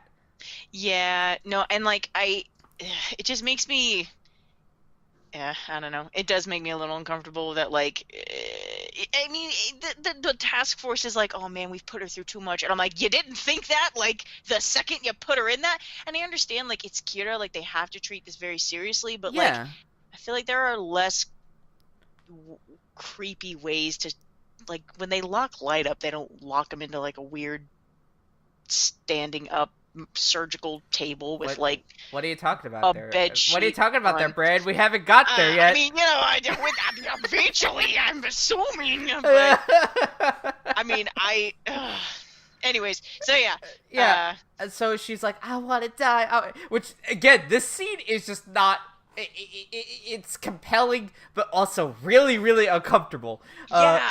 Like she's super serious about it. Like she's just like, I want to die, and then she like actually tries to kill herself. She actually tries to bite off her own tongue, and fucking Watsuri just comes in. He's like, nope. Yeah, and then like I love how Rim goes to Light, and she's like, so Misa's being tortured basically, and Light's just like, and she's like, okay, well, okay, so. It's revealed then that, and we all kind of think that like Rim literally killed her because she kind of leads up to it and she's like, there was like only one way to end her suffering, and Light's like, he's like, please be gone, and Rim's just like, no, I erased her memories of the Death Note, and it's suddenly revealed that like you can I don't think it's suddenly, but I just kind of like, I guess maybe I'd missed the part where they talked about it the first time because Light kind of like, you know, knew about that relinquishing ownership of the Death Note, like you forget all the memories associated with it, which literally becomes the biggest plot point of the next 5 episodes. So my personal favorite part of the show. So she relinquishes that so that she has no memories of that, and then after kind of learning this fact, like Light looks at Ryuk and is like, well, I guess this is goodbye for now, Ryuk. And Ryuk just does the Pikachu meme of like, eh? Nani? Like just zooms in. And that's where we end. That is where we end. Of episode 15 is that we now know that Misa gave up that ownership. She no longer remembers anything regarding the Death Note other than Mm-hmm. vague feelings. So she'll still love Light, which, honey, you could do so much better. Yeah, that's a good point. Like, you have to wonder, like, does she know how they met? Like, does she what replaces that? Because I mean, their whole meeting was revolving Yeah. around locating Kira. So I wonder if they'll explain that, because I don't remember them explaining it the Yeah. first 12 times I watched it. But I hope they do, because otherwise I would just be like, yeah, Yeah. my boyfriend. And Light's like, I did what? Like, I did what now? how? Like all he remembers is like his vague annoyance with her. Yeah. He's like, this doesn't feel right. She's like, no, I promise we're dating. And he's like, well, I guess I should just accept it. Like, So, I mean, this leads into our last kind of like segment before we sign off, but like how I expect this anime is going to go down. Light's going to relinquish this and play the long game. Like, he's going to fucking play the long game of like, oh, like as long as I remember vague feelings about this, it's like I'm relatively the same person, which speaks volumes about him as a fucking character. yeah, like that's actually this is such an interesting, the whole like being able to forget about the Death Note is really, it does wonders for like showing you the juxtaposition between like Light and how far he had already gone down that hole, and like even him now kind of resorting back to this quote unquote not really innocent, but I mean he hadn't committed murder at that time. Yeah. This innocent person who like doesn't have the right inclinations in general, but what's really sad about it is that he forgets all about the Death Note. He has a brilliant genius-like mind. L starts to really doubt himself about whether he's guilty, and him and L get really freaking close because L just becomes this like honestly like a mentor to him, Yeah. and they get really close, and then it starts to break your heart because you're like, oh my god, this is what could have been. Like, he could have been a really good detective, and it's just so sad. You start to watch this, like, it's like you have to grieve. You get like a little glimpse, and then like Light Yagami could have been a good person if he had just been around the right influences and been challenged enough. Not like a good person. He's probably still gonna have bad intentions for some stuff, but he could have been a lot freaking better than Kira if he had just been like, if he just had an avenue to go down and release all that brainiac energy into. And it's just it's sad. It's enjoyable while it's here, but like it just makes the ending of it like so freaking sad. So I want to counter that because I truly believe that like no matter what you could have done, Light was always going to end up a sociopath. Like no matter what you could have done, like even if L was there from the beginning, even if L was his childhood friend, like Light would have always thought of himself as more superior. Always would have thought of himself as like L's a fucking like dweeb. Why would I want to be like L? And like even if he never found the Death Note, he would have been like some southern cop who just pulls over like like any like brown skinned person just to fucking kill them. Like Yeah. like that is just it. It's like Light is such the epitome of just like this person who looks for an excuse to murder other people. Like it doesn't matter what it is. He just wants to murder someone. Yeah. I don't know. I'd have to think on it because I personally think like Light as a person, I mean he definitely has the makings of, I mean he doesn't have a good mind for Yeah. when it comes to empathy like at all. No. Like I don't think Yeah. I think he's definitely lacking in that department. But I think when you take a brain like that, you take a personality like that, and you basically hand it success because you don't ever challenge it, and he's just basically been A plus at everything, no matter what. He's been praised his whole life. He's never had to basically, everything has just come to him very easily. So it's like, to me, when I look at Light, I think of him as somebody that like took this challenge on, not because I think he's a moral person and he wants to make the world a better place. I think he just genuinely wanted to control. Like, control's a Yeah. huge part of him. I really believe that control is a huge thing that he just literally craves. And he went for the world. Like, he's not, I don't, it's not to say that I don't think he would have never turned to murder. Like, I definitely think he has, that's just like he's bound to get to that point, but he would have been, I don't know if he would have ever acted upon it if he didn't have such an easy, not an easy way, but like the Death Note just is, it's a weapon. Like, it's a Yeah. really, really, it's But right up his alley. Like, it's right up his alley.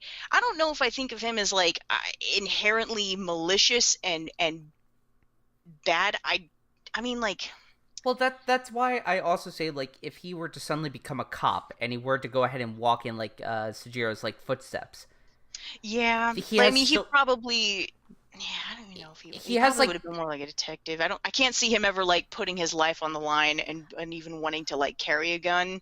I I, I Maybe guess like a prosecutor that like like if maybe I super guess harsh. I guess it's because I'm looking at that from an American lens, but it's like, it's like I think of a cop of like within the American context where it's like all cops carry guns, and if suddenly he has this avenue where he could just basically kill indiscriminately with little to no consequence, because Lord Based knows.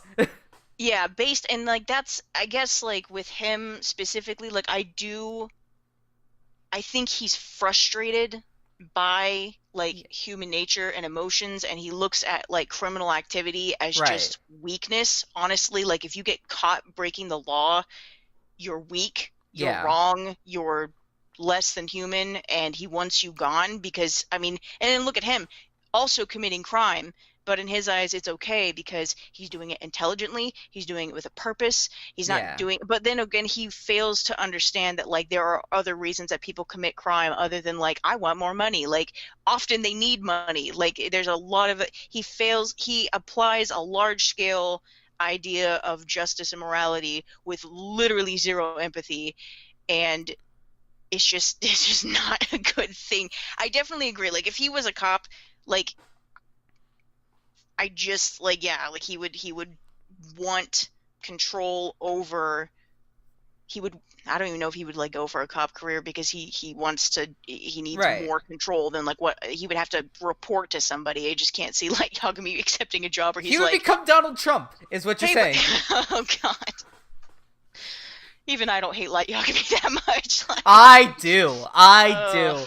Light Yagami would definitely be either Donald Trump or the fucking Prime Minister character from Persona 5. Like, that would be him.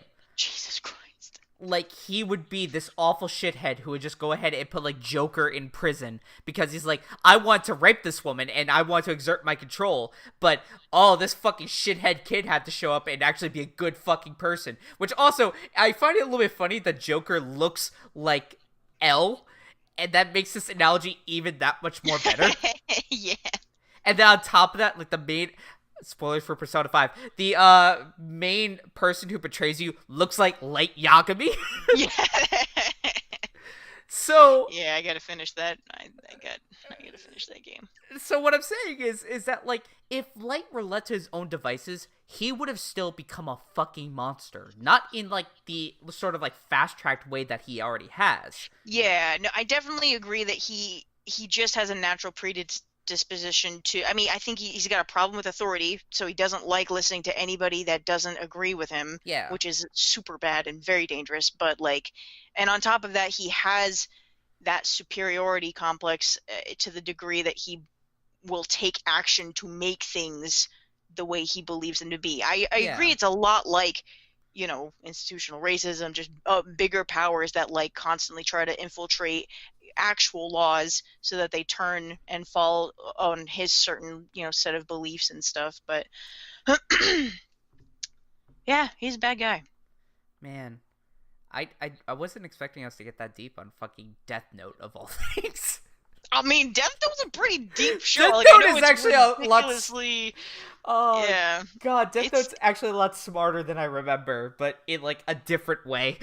Yeah, like it's not all just like he said that, I know that, he knows that, I know, and he should. It's like it's they do get to like bigger ideas other than like basic rational logic and outsmarting people. They're also like dealing with philosophies on justice and morality and what it means to be wrong. I actually I ended up watching a video that I forget. I think it's Film Theory, the film Oh theory yeah. guy. Yeah, he's really cool. He did this video on Light Yagami on a synopsis of basically like a very like rough estimate on, and I'm talking like basic estimate, like they tried to dumb down the numbers on Yeah. how many people Light Yagami, either through Misa or other people, how many people he killed. Yeah. It was over 200,000. Ah. Yeah. Ah. So yeah, so then, and he really, I loved it because he presented it in such a way that is so on key with like Death Note's theme. And he's like, now, that sounds horrible, right? And you're like, yeah. And then he's like, accounting for the, let's just say, average murder rate in the entire world. Right. The average murder rate is this many people per year, or per year. And let's assume that in those 7 years, if it had dropped as much as these people said that it did in the show, if the rate of just murder had dropped as much as they say they did, and even accounting for roughly the amount of innocent people that Light Yagami killed, how many people did Light Yagami technically, hypothetically save from being murdered? And it was over 600,000. And you were like, no, no, no, no, no. Like, I got to the end of that video, I was like, that murderer. And then, like, he's like, but if you think about it, here's where light side of the logic comes in, that rough estimate wise, I saved this. And I'm like, we don't even get to think about that. You better shut up. Like, No, no, no, but it no, was no, no. it's a really cool video. If anybody is listening and wants to watch it, I'll maybe ask Joe to put it in the description, but it's Okay. a really cool video if you're interested in like just kind of a quick synopsis. It does have spoilers for Death Note, obviously. But Yeah. it's and he does the numbers like real well. Like it's very easy to follow and stuff. Like, I'm not even a math person, but he covers like not only who Kira killed, like Light Yagami himself, but who the other Kiras killed and how much they did, and it's really cool. I really enjoyed it. You just keep making me want to hate him that much more. I know. He's a great villain. Like, I don't think I've ever thought this much about a villain, and I don't think we get a lot of stories where we get, like, we start out not on the villain's side, but from the villain's perspective. Yeah. There's so little of that, like, in storytelling. Yeah. Like, I can't really think of a lot of shows or movies or whatever that do that kind of thing, and that do it with such a tough tie between, like, do I want him to lose? Of course I want him to lose, but like, why? And who do I want to win? Like, they really did a good job with this. It's a really unique show, and I think Light Yagami is just like honestly one of the most iconic anime villains of all freaking time. I don't know if you can call him a villain. He's a protagonist. He's a protagonist, like an evil protagonist. Well, it's kind of like and again, if you want to look at this manga, there's a lot of trigger warnings for this particular manga, but Ichi the Killer is another one that, like, you're looking at the protagonist. You don't want the protagonist to succeed in any way. It's that it's told from their perspective. That's really Right. it. And like it's another serial killer who it's just centered on. And listen, if you want to look up Ichi the Killer, I don't recommend it. I don't. This was young. Joe's like, was 1 star, 0 out of 10. Would not recommend, but I read the entire thing, and I hate myself every day for it because it haunts all the rest of my days. But this is another manga that does go ahead and go from the perspective of just the protagonist, rather than it being like it. I feel like with Death Note, and this was the thing that always just kind of not resonated, but like stuck with me after even watching it, is that it always felt like the manga was trying to say, like, not that Light was right, but Light's cool. And yeah, like, yeah. I mean, to be honest, like, I mean, I don't think people should aspire to be like Yagami, but he is impressive. Like, he's an impressive. The fact that, like, even at the end, like, he makes a statement that's like, who else could have done this? and you really like that really hit me when because I was like, finally, this is it. He's going down. But like he makes a point, and it doesn't mean that what he did was good, but it does mean that it was horrifying and that it was incredibly impressive. So I hope that's the theme that they go with in the manga. Like I haven't read the manga. I've actually slowly been collecting all of them so that I don't just like tear through four and I'm like, I can't buy anymore. But yeah, he's a well. The writers took care of Light. They treasured that boy and they wrote him out and they fleshed him out and they were like, They this is the boy. Like they definitely fleshed him out for like the core demographic that they were going after. mm-hmm. Like because it was a shonen manga. It wasn't Shonen Jump. Like it was definitely more for like, you know, the younger viewers. But I think like us now as 26-year-old people who have read a fucking book, but also like developed a lot more empathy and a lot more understanding of different people.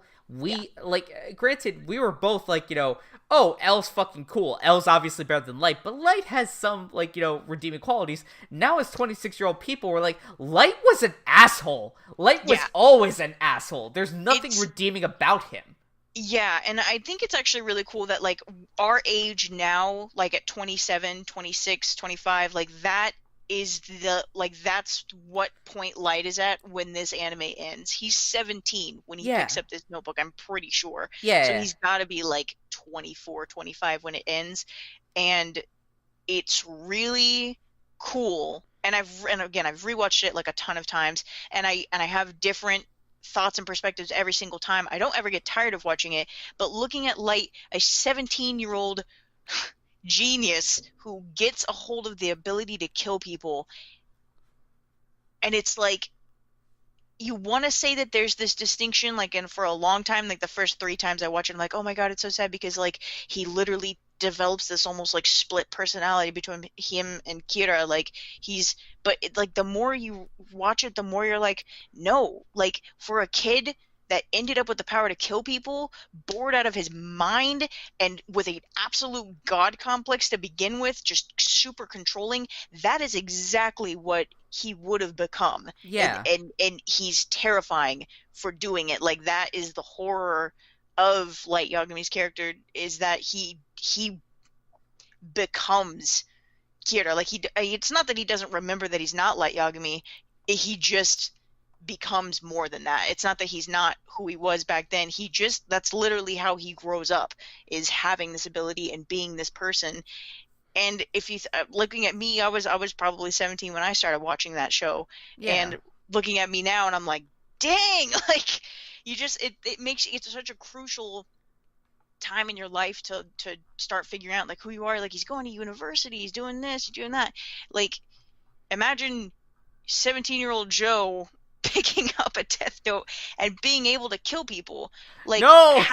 Yeah, exactly. You would, and like he still thinks about it probably more than I know I would have. Yeah. So, but yeah, it's just, I don't know. It's neat to think about because we're now kind of at the age that he would have been when he ended the show, to put it lightly.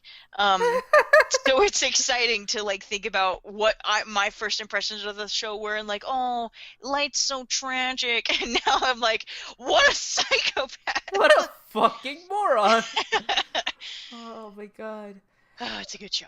It's a good show. It really is. And despite me getting more and more frustrated with like Light just as a person, like I can appreciate the show for what it is. Yeah.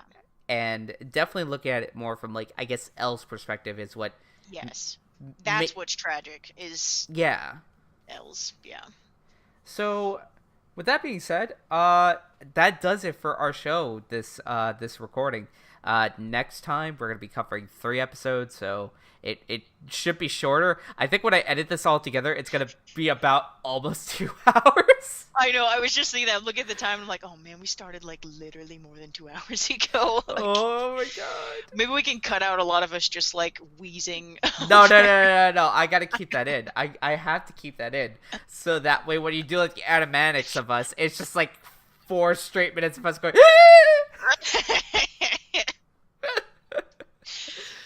Oh my God. Oh man. So anyway, Bran, where can we find you on the internet?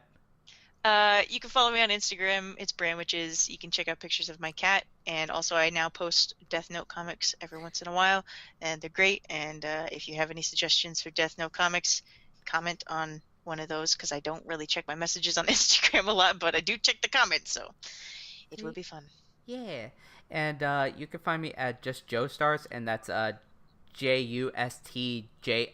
So just JO, because the moment I say that out loud, I feel really bad about that spelling. Like, I gotta go charge my JO crystals. Oh my gosh.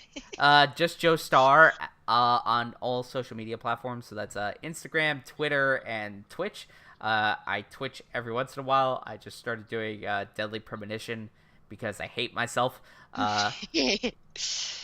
I hate myself. Sorry. I'm getting stressed. I'm getting anxiety. I'm sorry, maybe you can edit that out, but it's just No, like, I'm not over, gonna like, edit this any of this out. Just put like the link to that video in the description. Free promotion for this, the best video I've ever watched. Oh, fuck. But anyway, yes. So that has been our show. That's where you can find us. And as always, I gotta figure out something different for Oops All Anime, like the different sign off instead of tipping your waiters, because it's like, let me think.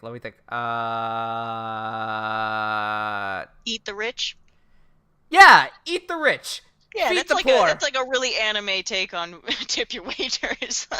Yeah, there you go. Eat the rich. Tokyo Ghoul. Vor them. Vor the rich. I'm gonna throw up. Tokyo Ghoul. Oh. Anyway, eat the rich, feed the poor. This has been Joe. This has been Brad. Good night. Good night. 時の仲間叩く切な敵